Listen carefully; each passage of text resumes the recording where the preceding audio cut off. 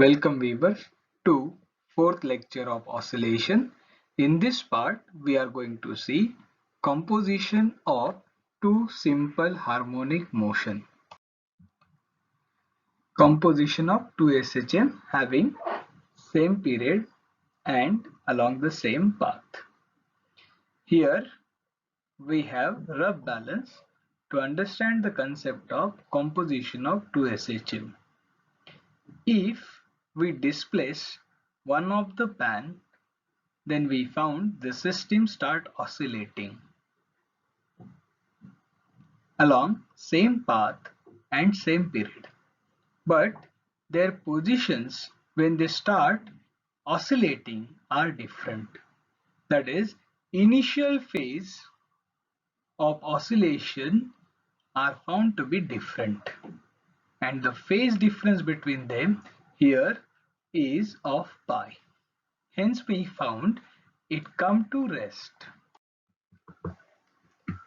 Consider two S.H.M having same period t but different amplitude such as A1 and A2 and different initial phases phi1 and phi2 traveling along the same path, maybe along x-axis, maybe along y-axis. Their motion described by the equation of displacement. So they are represented by equation of displacement such as for x1 means first S.H.M we can express as x1 is equal to a1 sine omega t plus phi1, and for displacement of second S.H.M we can express it as x2 is equal to a2 sine of omega t plus phi2, equation number 1. Now the resultant displacement we can express at any instant as x is equal to x1 plus x2 by the superposition theorem. Substituting this value of x1 and x2 in this equation, we get a1 sine of omega t plus phi1 plus a2 sine omega t plus phi2. Now here we observe equation as sine of a plus b. So sine of a plus b can be expressed as sine a cos b plus cos a sine b. So here we get equation of displacement as a1 common sine of omega t cos of phi1 plus cos of omega t sine phi1 plus a2 as a sine omega t cos phi2 plus cos omega t sine phi2. Here we found sine omega t and cos omega t as common term. So taking them as common, we get this equation as sine omega t in bracket a1 cos phi1 plus a2 cos phi2 plus cos omega t a1 sine phi1 plus a2 sine phi2, equation number 2. Then here we consider the term a1 sine phi1 plus a2 sine phi2 as resultant amplitude and resultant initial phase. So it will be replaced as r sine delta, and this equation is replaced by r cos delta, equation number 3 and equation number 4. Rewriting equation 2, we get equation of displacement as r sine omega t cos delta plus r cos omega t sine delta.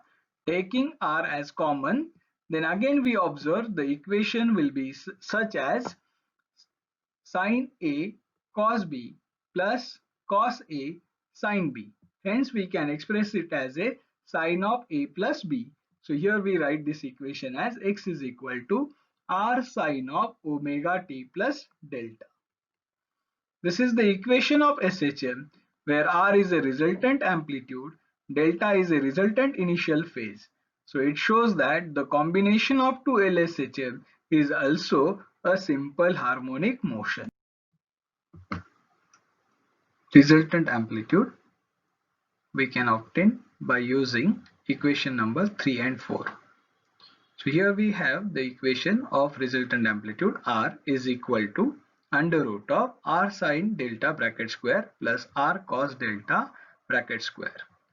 Here we have the values of r sine delta as a1 sine of phi 1 plus a2 sine phi 2, r cos delta as a1 cos phi 1 plus a2 cos phi 2.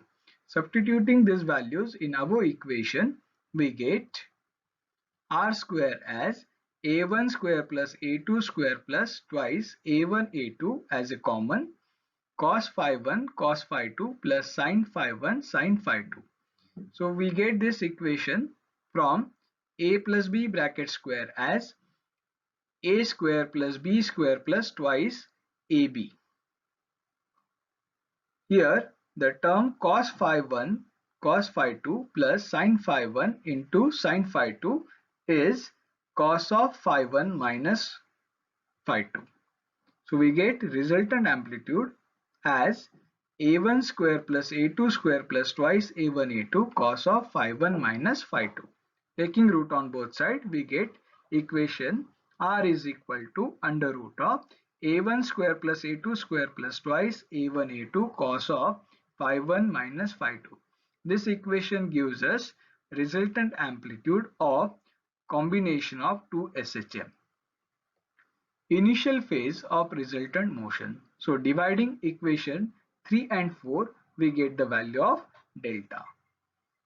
Hence, dividing that equations, we get r sin delta upon r cos delta is equal to a1 sin phi 1 plus a2 sin phi 2 upon a1 cos phi 1 plus a2 cos phi 2.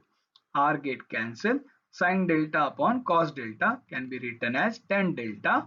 Then taking tan to that side, we get delta as tan inverse of a1 sin phi 1 plus a2 sin phi 2 upon a1 cos phi 1 plus a2 cos phi 2. So equation 7 gives us resultant initial phase of motion. Case 1. If the two S.H.M.s are in phase, phi 1 minus phi 2 is equals to 0. For example, both the particles start their motion from same extreme end or from mean position or from same positions.